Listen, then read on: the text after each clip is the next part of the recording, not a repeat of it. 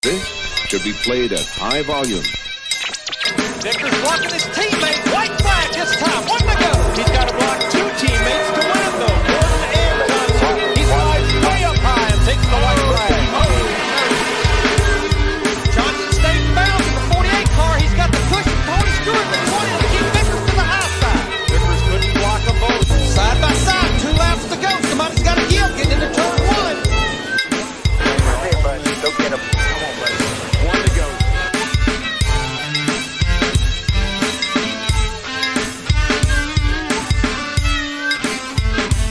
Hello, everyone, and welcome to the Pit Stop. I'm Randy Pettitt, your host, and just around the corner, my favorite form of motorsports will get fired up.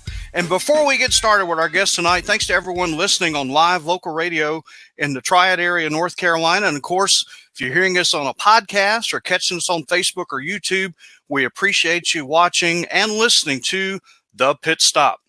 Well, modified racing just around the corner. And before I bring on our first guest, I want to read out some names. These are past champions of a series that went away for a good while. And now it's been reborn. It's had a resurgence, and it's more popular than ever. It started back in 1989 when a group of modified drivers got together and was like, there's got to be some more racing for us outside of the madhouse. It was a driver-organized series, and the first champion, Kernersville's Philip Smith. Some of the other champions on that great list include Jay Hedgecock, multi-time champion Junior Miller. Hedgecock was a multi-time champion as well. Tim Airy, Gary Myers, there's a champion for you. Jay Foley, Burt Myers, L.W. Miller, and the 2022 champion of the Smart Tour, Caleb Hetty. Well, my guest today on the Pit Stop is the guy that almost put his name on that list. He finished second in the points last season, missed out on the title by only 14 points. Close, and he is chomping at the bit to run it back, and this time maybe wind up on top of the mountain. We're talking about Winston-Salem's Brandon Ward joining us on the Pit Stop. Brandon, appreciate you stopping by to talk some racing, man. Modified racing just around the corner. March 4th, Florence, South Carolina. We're going to rack them up again. That's right, Randy. I appreciate you having me on tonight. It's always an honor to be on with you guys. And it's the off season's almost over. It seems like it's flowing by as it always does. There's always a lot of work to do. So really looking forward to March the 4th and getting this 2023 season kicked off. And Brandon, for the fans here in the Triad area that maybe can't quite make that drive to Florence, South Carolina, a Sunday afternoon show. Let's hope we have some beautiful weather there at Caraway Speedway, just in the shadows of Asheboro, North Carolina. And that, of course, one of the home bases, if you will, for the Smart Tour. That was one of its home tracks when it very first started. And, of course, they have 2 races in the Smart Tour at Caraway Speedway this year. That one on March the 12th. And that's going to have a lot of the fans from the Madhouse flocking down to Caraway to check out the Modifieds. Oh, it will. I mean, the Smart Tour has a great schedule this year. I mean, kicking off at Florence, and then, as you said, the second race being at Caraway. And I think there's 14 races right now on that schedule. A lot of good racetracks. Should be a lot of good racing this year. Having Flow Racing come back again this year and covering these races for the fans that can't make it out, but the ones that can, we always love to see them when they can make it to those races. And a lot of the Bowman Gray crowd will get to come to that Caraway race probably, and then won't be long. We'll be, back at the Madhouse in April to see all those folks every week. So it'll be a good show. Exactly. You have a unique situation racing this year, and I think you had the same setup last year. Yep. You drive for Jeff Day, Crazy Kevin Powell in the Q1041 Modified over at the Madhouse, but you have a different car on the Smart Tour. Talk about that situation a little and how it came about. Yeah, I've been with Jeff Day and Kevin Powell at New Day Motorsports for several years now, and the car that I drive at Bowman Gray, the Q104 car, belongs to them. And then the Smart Tour car is with Coulter Motorsports. Joe and Susan Coulter, Joey Coulter, Randy Renfro is my crew chief and looks after that whole program for me on that side. So it's a really unique situation that works out great for me. I'm very fortunate to have, 2 great teams to drive for, Jeff and Kevin on the Bowman Gray side at New Day and Coulter Motorsports with the Smart Tour. on Coulter's deal, we get to use some of my New Day guys to go and pit the car, do all the pit stops, and help crew the car on race days. So my guys from New Day, they get to be a part of that. Kevin's a sponsor on the car as well. So to have Jeff and Kevin and our guys here to be able to still be involved in the Coulter Motorsports program when I get to drive it, it really ties us all in together, and it's a unique situation that's really worked well for us all. Brandon, that's a good race team. Both of those cars have won on the Smart Tour. You've won in one, and Joey Coulter has won in the other. And for the fans that may not know that Joey Coulter name, listen, Joey has raced in some other impressive series. He was quite a wheelman in the ARCA series, ran some truck racing. He's been all around the country, and he's a heck of a racer. And that's certainly one of the other names to keep an eye on this year, isn't it, in the Smart Tour? Oh, absolutely. Joey just had a good run a couple nights ago at New Smyrna. In the World Series down there. He finished third in the first night, I think it was. So, those guys are getting a good start in the 0-2 car. I feel like we both will have good programs this year, myself and Joey, with that group. And, I'm really looking forward to the season. I think really looking forward to try to pick up where we left off. We were able to go to Victory Lane again at Motor Mile in the season finale of the 2022 season. Be nothing greater than to be able to go to Florence and start this year off with a win. A lot of these tracks we're rattling off are very familiar to me. I have kind of been pigeonholed as unfairly so as the Bowman Gray guy, and that's fine because I've spent a lot of my career there. But, like you, I've been around a lot of racetracks. I'm up to 113 current count, and many of those racetracks are on the Smart Tour schedule. Of course, I've announced races at Florence, South Carolina. Of course, I'm now one of the announcers down at Caraway Speedway for all their races. Lonesome Pine is opening back up. That is in the very nether regions of North Carolina, way out there in the edge of North Carolina, Virginia, Tennessee triangle area. That's a really great racetrack. I remember that track having some super steep banking. And I remember it being out in the middle of nowhere, but it's a great racetrack. And I know they got a real big push behind that track this year. And that's got to be one of the cool things about racing on the Smart Tour is that you get to visit places like Lonesome Pine, South Boston coming up April the 1st, Hickory April the 15th. So before they ever crank a motor over in Winston-Salem, man, you guys are going to be up on the wheel already. We are, man. I tell you, once it starts, it doesn't end. You go. It's a unique situation once again that the Smart Tour does not race against Bowman Gray, so we're able to run both divisions full time. We'll have 4 or 5 races before Bowman Gray starts. We have a couple Friday night shows that are during Bowman Gray. I think Ace is one of those. I'm not sure about the other one, but and then when Bowman Gray's over, you go right back into the last part of the Smart Tour season. So. Once we kick off on March the 4th, it really doesn't stop for us till we really get to November. Yeah, it's a pretty long season. Obviously you're not racing every week, but it seems like in the spring and fall, you almost are. And I guess that's part of your thinking of having 2 different race teams to prepare those race cars. It might be almost more than one team could bear, right? Well, I mean, it's definitely a lot, no doubt about it. And sometimes when you have 2 different teams and 2 different groups doing both of these divisions, it does help because Bowman Gray is 17 races. They take July the 4th week off. Everything else is in a row. The week they take off, we have a Smart Tour race. So there's no break really. I mean, later in the season, you'll get a week or 2 off, but really once it starts, it goes pretty hard. And then, like I said, during Bowman Gray, there's a couple races that are on Friday night. We got to be back at Bowman Gray on Saturday night. So it's a busy, hectic season, but it's what we love to do. We're fortunate to have the opportunity to do that. Like you just said, some new tracks on the schedule this year for the Smart Tour. Lonesome Pine being one of those. I've raced several times at Lonesome Pine over the years, but I haven't been there. Raced there in a Goodies Dash car, but it's been since 2006 in the UARA series was the last time I raced at Lonesome Pine. So to get to go back there again, really, really looking forward to it.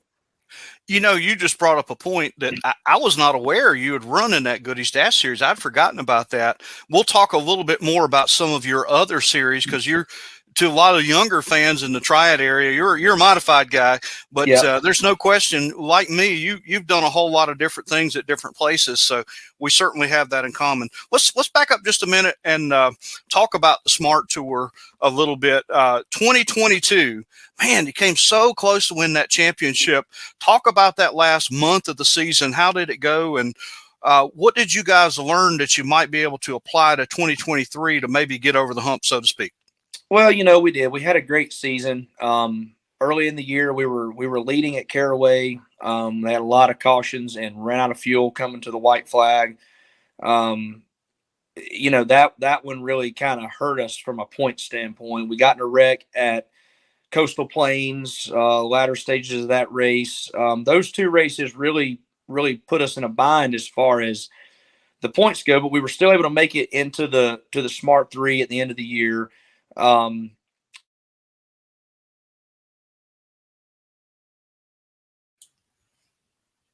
Race, but just came up short.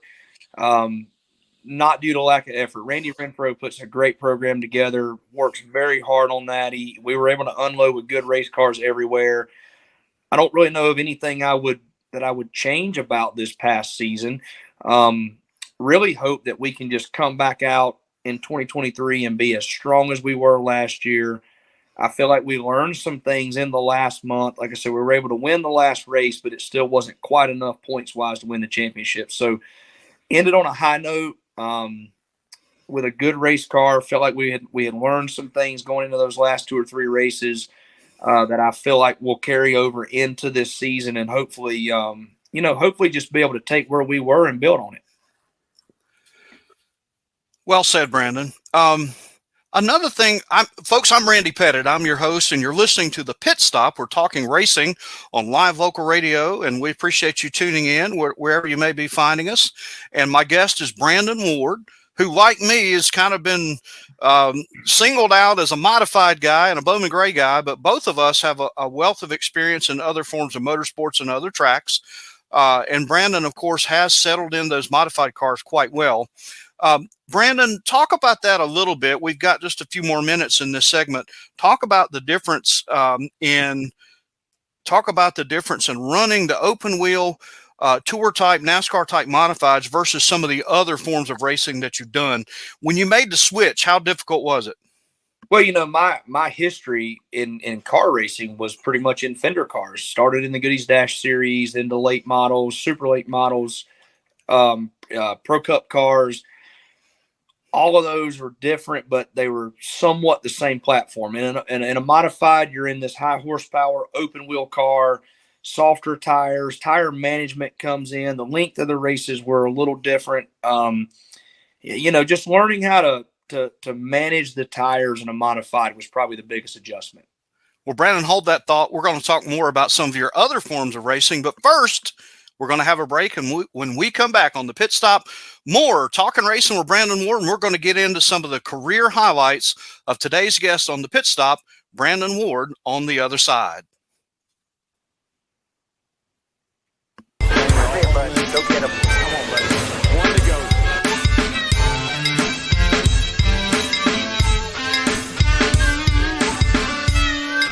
And we're back on the Pit Stop. My name's Randy Pettitt, your host. And we have got a very special guest with us today, Brandon Ward, out of Winston-Salem. And if you're going, I've heard that name. Brandon drives the Q1041 Crazy Kevin Powell Motorsports 104 machine, or 04 as we scored it when I was there, over at the Madhouse. And of course, he is also racing in the SMART Modified Tour.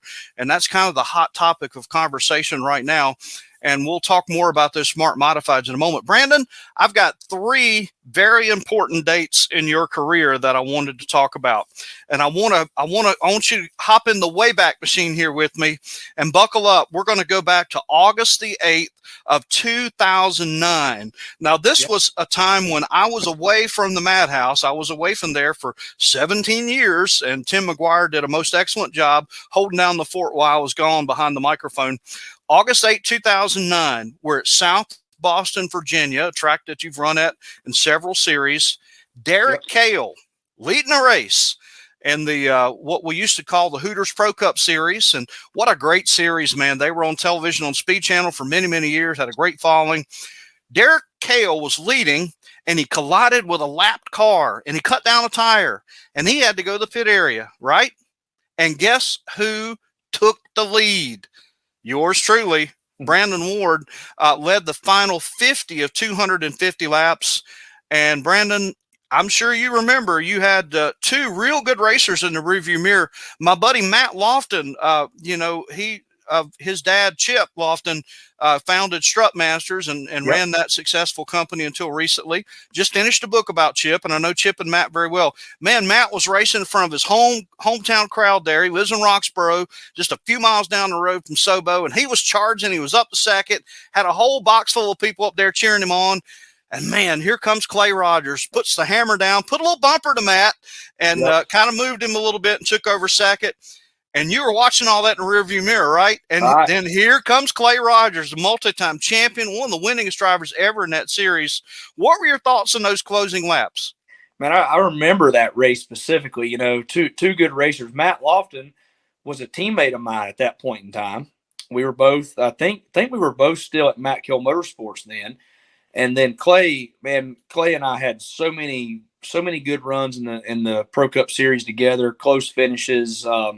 He was tough back then. So it's always been fun to run those races. That was an excellent series. I really miss it in a lot of ways back, especially in its heyday. That was one of the best touring divisions I was ever a part of. But yeah, great racing there. It was a memorable experience to win that Pro Cup race at South Boston that night.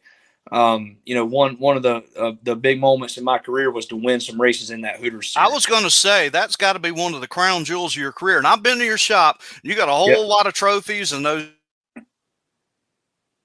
checks, all those great memorabilia up there. That one's got to be one of the very best ones, right? It was, man. Those Pro Cup wins are very memorable and very, very hard to come by as well.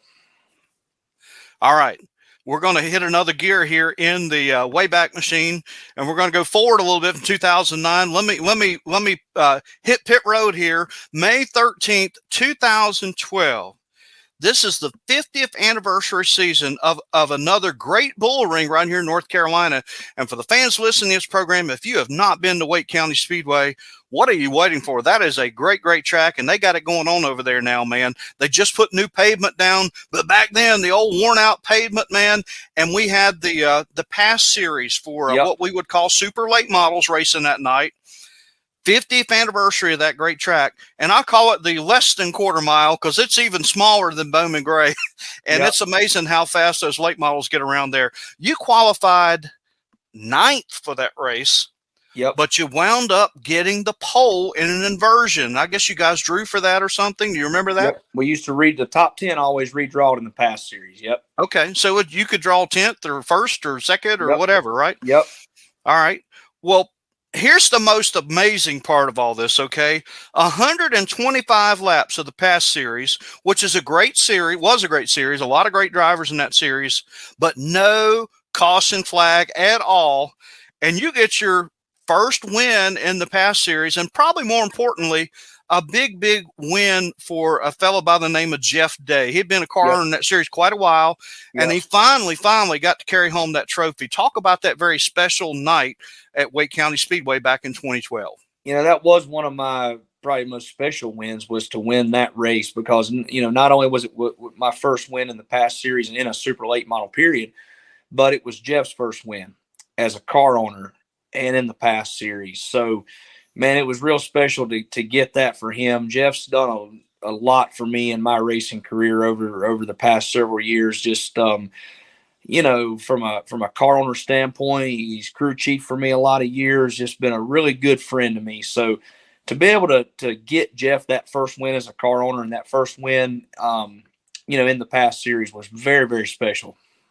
Folks, you're listening to The Pit Stop, and we're talking racing with Winston-Salem's Brandon Ward. And he, of course, is known these days for being one of the open-wheel modified drivers, both at the Madhouse and on the SMART Tour, which opens up March the 4th in Florence, South Carolina. And they'll be coming to my home track, Caraway Speedway, on a Sunday afternoon show on March the 12th. Now, Brandon, we're going to shift gears a minute, and we're going to hit the button again, and we're going to fast forward the Wayback Machine to May 7th, 2016.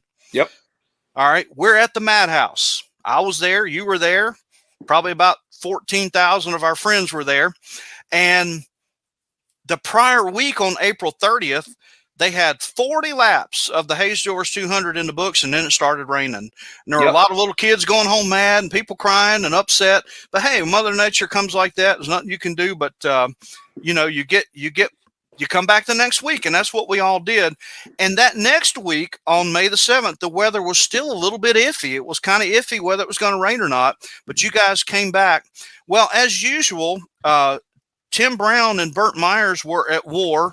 And they both were beating and banging and up front, but they pitted because I think they were thinking that race might, be rain shortened. It wasn't. And they both pitted with about 42 laps to go. And it was almost like the Red Sea parted for you. You were on the inside, John Smith driving Puddin' Swisher's 53 car on the outside. And you had the checkered flag waved at you, and Brandon Ward was going to go in the history books as the winner of the Hayes Jewelers 200, the richest, most prestigious modified race at Bowman Gray Stadium, right? Oh, hang on a minute. I'll let you tell the rest of the story, Brandon. Well, so yeah, what happened on that deal was we had gotten spun out early in the race, and we knew that we were 2 laps down.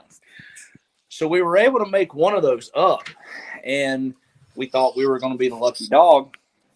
Well, then we never were.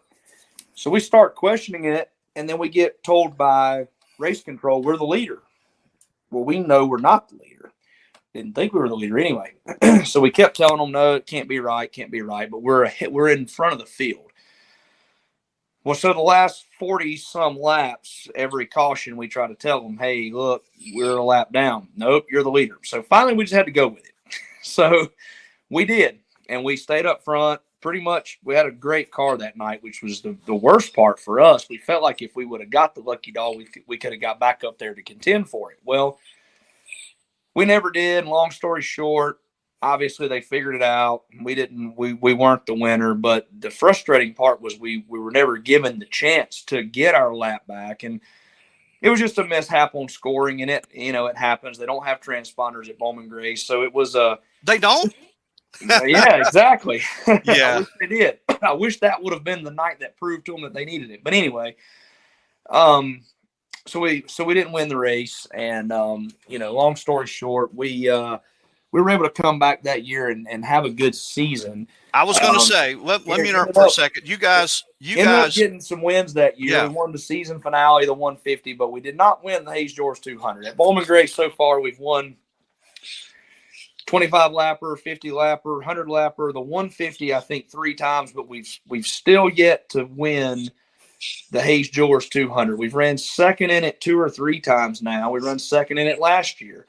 So I'm really hoping this year we've made a lot of changes here at New Day Motorsports. Will Spa's back with us to crew chief. Really working on our program, and hopefully we can pick that one spot up in the Hayes Jewelers 200 this year that we need to pick up and be able to a little bit of mark that one off the list and get that win. That's a crown jewel event at Bowman Gray Stadium, and one that we're going to try to work on.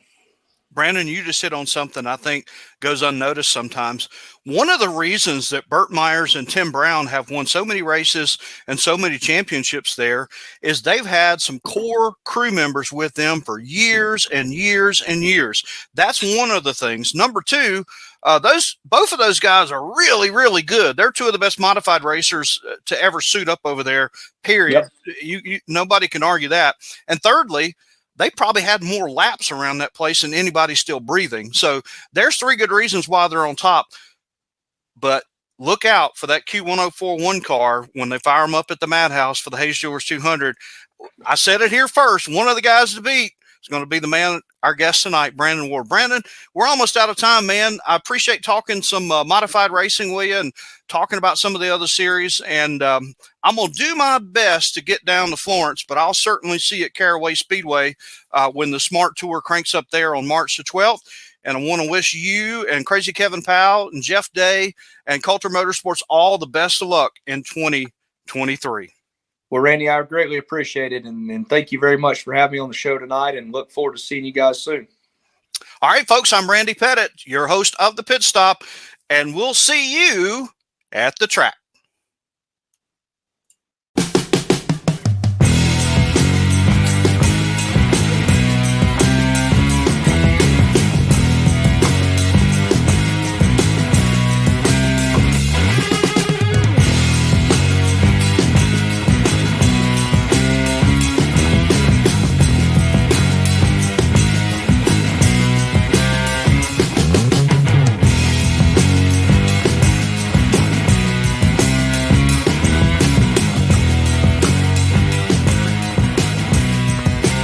Hello, everyone, and welcome to Rattling the Rollcage. I am your host, Randy Pettitt, and a lot of folks listening to me know me as the NASCAR guy, the modified guy, the stock car racing guy.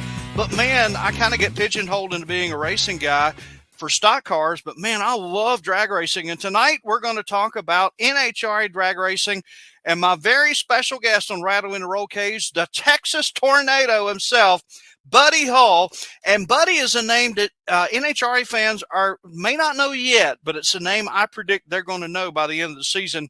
Buddy is out in Texas.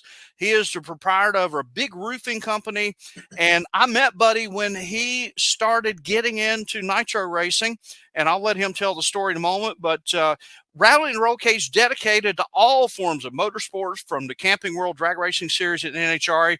We're going to talk some Cup racing, Xfinity trucks, all the major national series of racing you're going to hear right here on Rattling the Rollcage. And Buddy Hull, I don't know if you're a NASCAR guy, but the reason we call our channel Rattling the Rollcage is because of the late, great Dale Earnhardt. And we think of him this time of year when the Daytona 500 rolls around. Of course, we lost Dale at the 500. But one of the most iconic moments in the career of Dale Earnhardt Sr. was at Bristol when he put the bumper to Terry Labonte and spun him out, won the race. And, you know, he gets out with that big old possum grin. And he goes, "Hey, I wasn't trying to wreck him. I was just trying to rattle his cage." So that's kind of a nod to Earnhardt, the name of our show. But in that spirit, I will say that when they fire up those Top Fuel nitro cars, whether it be the Top Fuel rail dragsters or the funny cars, there's definitely some roll cages being rattled. And our guest is definitely going to be rattling some roll cages this year. Welcome to the show, Buddy Hull out of Texas. Buddy, it's good to talk to you. And, man, the nitro fumes will be firing up here soon for the Gator Nationals down in Florida. And I know you guys are getting ready for a big test on your end of your Top Fuel machine. Yes, sir, Randy. Thanks for having me. I appreciate it. And, man, number 8. How about number 8? How about that guy? You know, he was the intimidator by all rights. And number 3, sorry. And good Lord, he just, you know what? He's a legend. He was a legend while he's alive, but a legend now. So that's a great ode to him by incorporating the name of your show through him. So, but thanks for having me. And we're ready for the season. We brought on Mike Cougar as our new crew chief, and we've been making a lot of changes over the winter, fuel system changes, and, you know, just a lot of little details to our race car to improve it. And we're really looking forward to getting out there, testing, and rattling some roll cages. That's absolutely, cool. Man. Now you're speaking my language. I met you and got to know you when you were kind of putting your toe in the waters of nitro fuel racing. You were driving a machine put together by our friend Terry Haddock, also a Texas guy, tough Terry Haddock. And I'll never forget, I was at Charlotte for the 4-wide, and Terry Haddock pulled off the upset. The privateer, the underfunded guy with the ragtag crew, and those guys jumped in there, and Terry just went from A to B and pulled off the big upset at the 4-wide. One of the most exciting things I've ever seen in drag racing, and I think you were there for that one, weren't you? Yeah, no, I was there, and I was working on his car that day. I was doing a cylinder head for him that day, and we did go around, and that was a lot of fun. And Charlotte's one of my favorite tracks to race at. You know, that that family has done an incredible job with designing racetracks and showing the rest of the tracks, in my opinion, how to build one and how to operate one. I love going to Charlotte. I love going to Vegas just simply because of the layout of the track. Everything about it's awesome. So, yeah, we'll end up back there. We were hoping to get back there this year.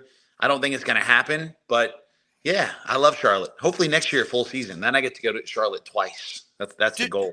Did watching Terry Haddock win that round, did that kind of put a little extra juice in you to want to go out and do your own deal after seeing your friend, the guy that's got the grease under his fingernails and the guy that, gets 3 or 4 hours of sleep and, he's underneath that race car the whole time he's at the track.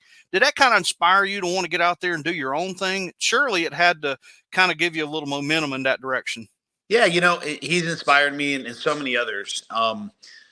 Throughout my life, I've been able to be surrounded by great people and be involved in drag racing and have had some incredible examples and had learned what it took or takes to get to the level that we're at. And so I've been blessed to see that. And, names along the way when I was a kid, such as, Chuck Etchells and, Del Worsham and some of these guys that really started off as just the rough and rugged guys and found success and garnered major sponsorship and became real deal winners.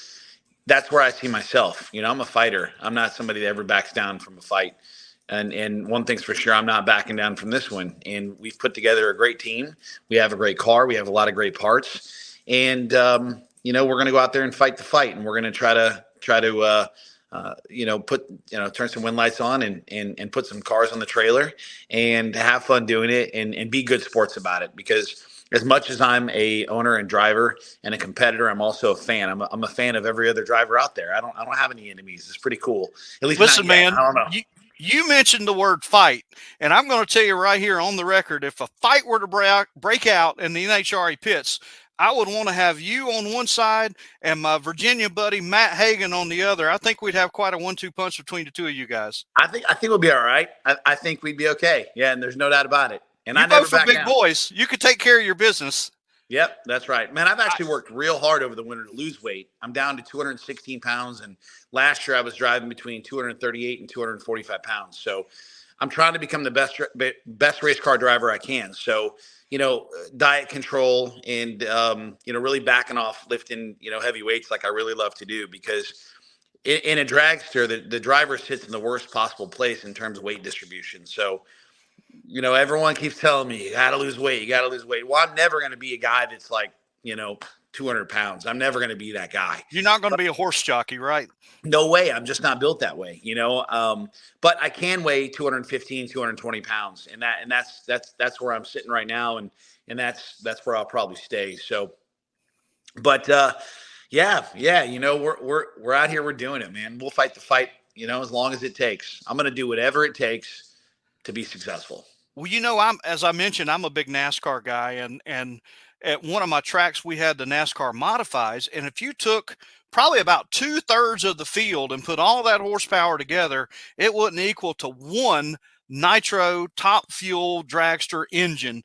I mean, those things they keep saying 11,000 horsepower. I wouldn't be surprised if we hear at some point soon that, like Grubnick over at John Force, or the boys on Justin Ashley's team, or Kalita Motorsports, maybe Tony Stewart's guys, somebody is going to figure out how to get 12,000 horsepower out of one of these beasts, man. It's absolutely incredible. And you mentioned training. How do you prepare your body to be shot out of a cannon? I mean, think about it, man. What's it feel like when you're sitting in that race car and you unleash 10, 11,000 plus horsepower and zoom down that track 1,000 feet in less than 4 seconds? What does that feel like?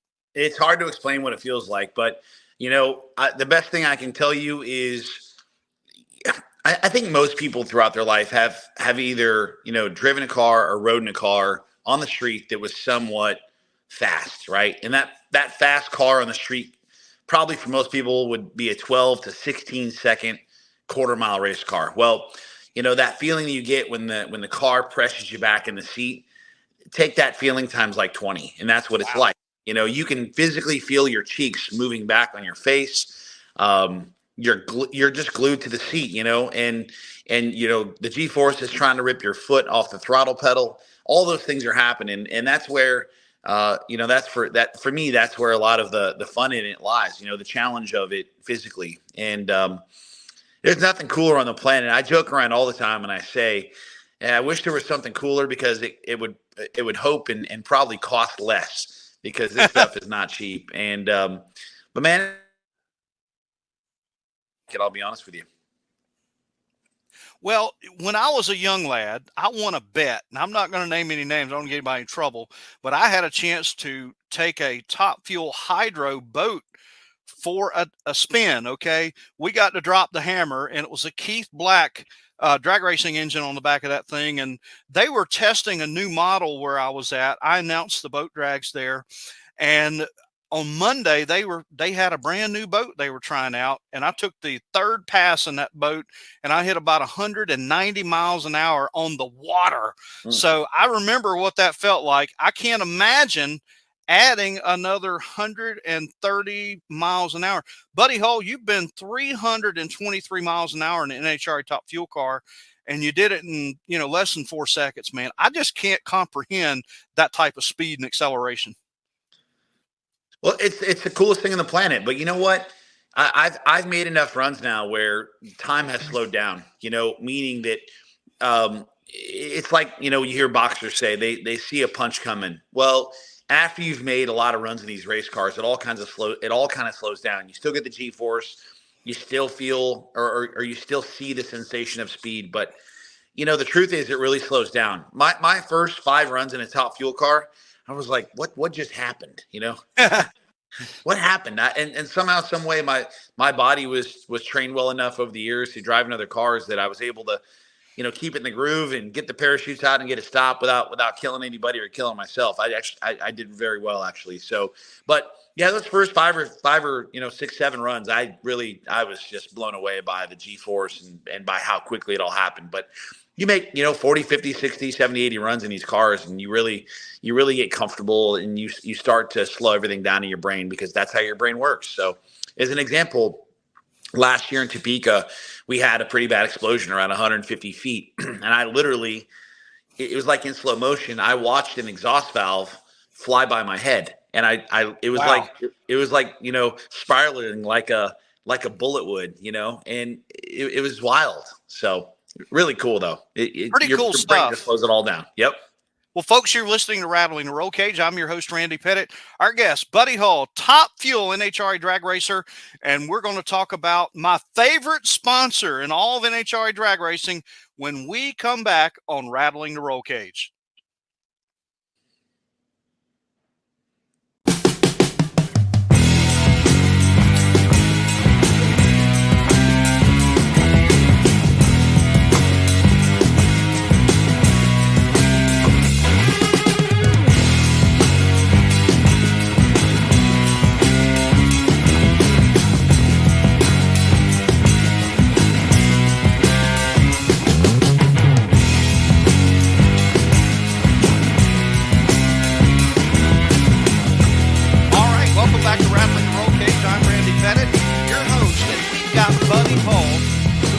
The Texas Tornado, one of the guys to watch the independent privateer team, but he has got a couple of silver bullets in the holster this year. First of all, he's got the coolest sponsor in the entire NHRA pit area. Well, one of them, he has got Methanol Moonshine as a sponsor on that dragster. Now, Buddy, you may not know this, but I was one of the original announcers up at North Wilkesboro Speedway, okay? And I am a little bit of an expert on fine moonshine, so you better believe the first time I see you in the pits, I'm going to have to partake of the sponsored product and give you my opinion. So how did you get Methanol Moonshine on a drag car? That's pretty cool. Yeah, man, we'll have to give you a little pull and give us some feedback and tell us what you think of it. But Wade Onger, Chris Bishop, and Methanol Moonshine have been a blessing for me. The relationship started in Indianapolis last year, and Chris wanted to introduce me to Wade. I had known Chris for a few years, being out there racing and just, being around. You know how it is. That's all we all get to know each other. And he wanted to introduce me to Wade because he thought Wade and I had a lot in common, and he thought that there would somehow, some way be a business relationship created, whether it be on the racetrack or off the racetrack. And so Wade and I sat down in my motorhome for a couple hours and we chewed the fat, and we shot a video together that he used on his social media and on his platforms, and we just kept talking and things evolved, and here we are. We have Methanol Moonshine on the side of our race car, and we're super excited to represent them. It's a great brand. It's cool that really our race car is the first real true marketing tool in America for their brand, and they're growing their brand. And so we're blessed to have them. And what a cool thing to have out there. It's a really cool name. It fits drag racing. And, like Wade said, he's like, you're the guy for the job. You have the right personality. You got a beard, you have you have a little bit of gruff about you, but you're polished at the same time, is what he says. So he goes, buddy, you're the perfect fit for our brand. So here we are. And we have a brandy wrap on the car, and it's going to be on display this weekend at the North Texas Auto Show. So I prefer my moonshine ice cold in a mason jar, sir. So just be ready when I see you at the NHRA pit area. Now, another bullet in your holster this year. You've got a new man tuning that race car. His name is Mike Guger. And some of the younger fans are going to not recognize that name, but the older fans are going, oh, yeah. Mike, probably one of his biggest claims to fame was he was part of Kenny Bernstein's crew. When they set the speed record at that time, they were the first group of guys to go 300 miles an hour in Top Fuel racing in the NHRA. So that's pretty cool to have a guy like that in your camp. What's it been like so far working with Mike? And tell me maybe a story or two about some of his tales. Yeah, so Mike is a plethora of experience and knowledge. And, his background just absolutely fit my team. We needed someone that had a lot of experience, that was patient, and that could take our team to the next level. We had Tim Wilkerson tuning our car last year. He did an incredible job. He trained our guys. Him and Richard Hartman and Daniel Wilkerson did an incredible job of training my guys. Got us A to B more often than not. But, Tim's program evolved, and it evolved into him having more responsibilities with his own car. And so he just really didn't have the time anymore to be what we needed for my team, my car to be successful. And so we started, looking around, and Mike Guger was just the best fit.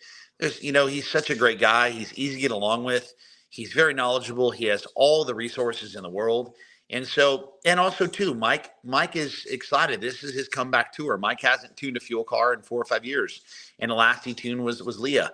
And he has Wally's under his belt from when he tuned Leah, and he tuned Larry Dixon, and he worked on Kenny Bernstein's car, and all these, all these things that some big names. Yeah, huge names. And him and Larry Dixon, they went to 6 final rounds one year as him as the crew chief. So, Mike Guger is definitely a great addition and playing a big role in our team. And we couldn't be happier to have him. I talk to Mike on the phone every day. We text back 100 times a day. New parts are arriving at my doorstep every single day that we're bolting on the car, and we're changing that so that way Mike's comfortable. And we plan to go out here on March 11th at the Motorplex and test all of our new trinkets on the car, and we're excited. That's cool, man. One of the things I like about NHRA drag racing versus NASCAR racing, if you, let's face it, in the Cup Series, those teams that start back there in the last 2 or 3 or 4 rows back there that don't have the resources of a Joe Gibbs or a Rick Hendrick, they pretty much don't have a shot at winning anything. They're lucky just to be in the show.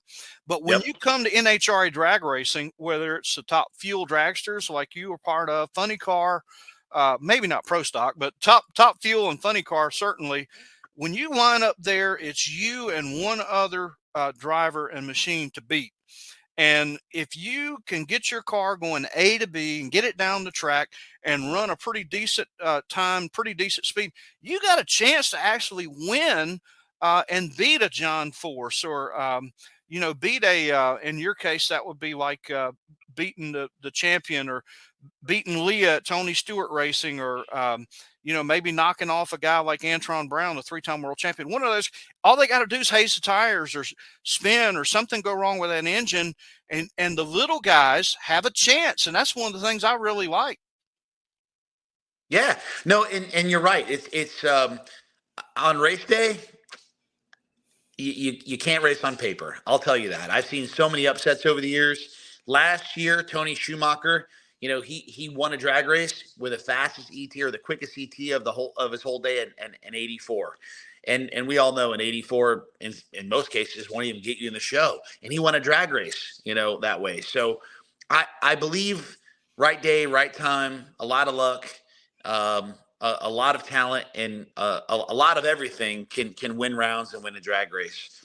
And so, yeah, it equals the playing field. It also makes it more fun for the fans. In the end, without the fans and without NHRA, we don't have a place to race. And so, that makes it interesting for the fans. And I can tell you this because I have a full inbox every day, especially in the summertime. We start racing.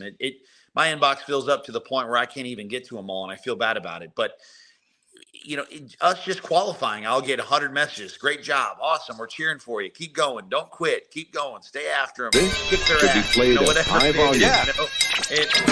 Blocking his teammate. White flag this time. One to go. He's got to block two teammates to win though. He flies way up high and takes Still all there for now. I'm there for now, but I promise you, I won't. Johnson staying bound. 48 car. He's got the push. Tony Stewart, the 20 to keep Vickers to the high side. Vickers couldn't block them both. Side by side. 2 laps to go. Somebody's got to get into turn 1. Until then, I'll take all the love. Hello, everyone. I'm Randy Pettitt, your host of the Pit Stop, and we welcome you to this 2023 racing season. And this program will dedicate itself over the course of the 2023 season, covering grassroots racing of all forms all across the great state of North Carolina. That is our mission this year, and thank you whether you're listening to us on local radio stations across our state, if you found us on Facebook or in the podcast form, we appreciate you finding our show. Again, my name's Randy Pettitt. I am most known for being one of the voices of North Wilkesboro Speedway back when it was running cup races, and of course the legendary Coca-Cola 300 triple headers, Coke 400s. We had a lot of fun up there at Wilkesboro. And of course, I was at the Madhouse over in Winston-Salem for 15 seasons. Well, when you talk about grassroots racing, the top of the mountain would be the man that is on our show tonight. He became the youngest winner of that national championship for NASCAR's Division I. And folks, this is for tracks in 25 different states, 3 Canadian provinces, so he beat the best of the best of the best all across America and Canada. He's our guest tonight on this edition of the Pit Stop. We're talking about Lane Riggs, and Lane is from Bahama, North Carolina. Lane, welcome to the program, and congratulations. You're now the youngest Division I national champion of NASCAR. Wow, how does it feel? Yeah, it feels great. It's finally sunk in after all this time. It's all about kids for me. Been treated like royalty by NASCAR and other racers the past couple months, trying to sink it all in and soak it all in. It's been a great experience. Something that all those hard late nights, blood, sweat, and tears, all those 3 things did happen at some point or the other, and they all paid off to have a great reward and something you can never take from it. Again, I'll repeat Lane, for the fans listening out there all across North Carolina, you live in Bahama, which is one of the many great small communities that make up the Tar Heel State, and it's located just outside of Durham. So, if you will, Orange County Speedway and South Boston Speedway, probably your 2 home tracks. Wake County Speedway, just a hop, skip, and a jump down the road from you as well. You raced in 2022 at several tracks to win this championship. You were up in Virginia a lot, Dominion Raceway, Motor Mile up there near Christiansburg, Virginia, and of course South Boston Speedway, where you came home with the 2022 track championship. That in itself a pretty amazing feat. You also logged some laps that counted toward this title over at Wake County Speedway and of course the legendary Hickory Motor Speedway. And folks, he had quite a season. He had 43 starts that counted toward the title, 16 trips to victory lane, 30 top 5 finishes, 38 top 10 finishes. Lane, that's a heck of a career for a lot of folks, much less to do it all in one season. And what made it even more amazing is you guys did not start out the 2022 season talking about winning the NASCAR National Championship. How did this all come about? As far as I know, so funny and ironically enough, this was the year that we were going to take off, go to the lake and the beach and hang out and have a good, nice, stress-free season. We're all going to have fun. It doesn't matter if And it's we ball started and we sport, said, hey, a tire, we ran a couple wheel car sport, races. I We're don't like, care. hey, It's the I've never only really one ran much at I South for Boston sure locally. It's know right here up started the in road. America. Let's go, Every other hit a type of couple racing, races and see how we do. including NASCAR, And we're like, we was know Peyton's some really type tough, of and Jacob Boris is really tough. They're really tough competitors when you race the track every single weekend, We and can that's your say, yeah, local NASCAR track started versus from bootlegging and all the that stuff. past And it 4 or kinda did, 5 but the years truth I've been is, touring when they got around, hitting organized, different they weren't tracks just with the same copying off people. what was So already I going on was over like, the we're track, going to right? go in these Right. guys' Good point. backyard and see how we stack up. And But not drag came out racing. first race Drag racing swinging, did not won start both that the way. There was features, no came other back next country, race, won next no 2. other example And we're like, anywhere in wow, the world we got to in come back next history week, and where you got to two come cars back lined next up next week. to And each we other just kept having so were much commanded success. to start and commanded People to like stop.